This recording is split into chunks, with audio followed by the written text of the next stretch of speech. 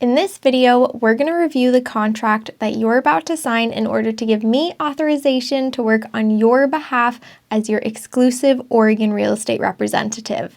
I work by written authorization only, which means that when you decide to work with me, you will need to officially secure my time. When you secure my time as my client, you are hiring me. This allows me to work on your behalf, represent your interests, search for on and off market properties, negotiate on your behalf, and guide you throughout the entire Oregon home buying process. We are going to jump right into reviewing the buyer representation agreement, which looks just like this.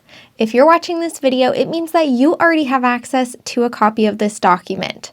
If you need another copy, pause this video and go down to the bottom of this page, which has a sample contract. All right, now that you have the contract in front of you, let's break down each section. Section 1 establishes who you are hiring to represent you. This means I will become your go-to agent for anything real estate related here in Oregon. Section number 2 outlines the different types of agency representation here in Oregon. Section 3 outlines how long this contract is good for. If the contract expires but we are still working together, we can renew our contract. And please do know that if your real estate plans change after we've signed this contract and you are no longer moving, just let me know. I totally understand that plans change, and that's okay. Section number 4 outlines my working fee and how I am paid. I do not get paid until you close on your future home. My working fee will be paid at the time of closing and will cover all of the costs associated with my service for the entirety of your transaction. My working fee can be paid in a few ways. The first way is that my working fee can be paid by incorporating my fee into your purchase agreement and requesting that the seller to pay my fee at the time of closing. This can occur by raising the purchase price or not.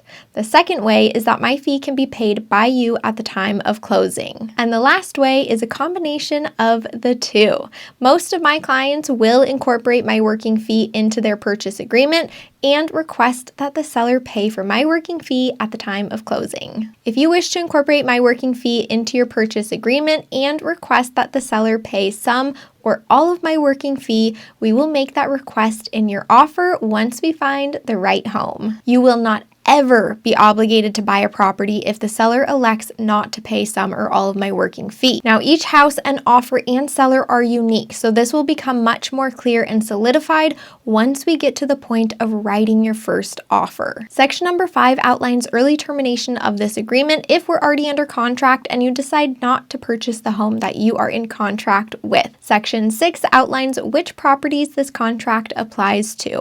I'm going to work with you to secure all of your real estate needs here in Oregon.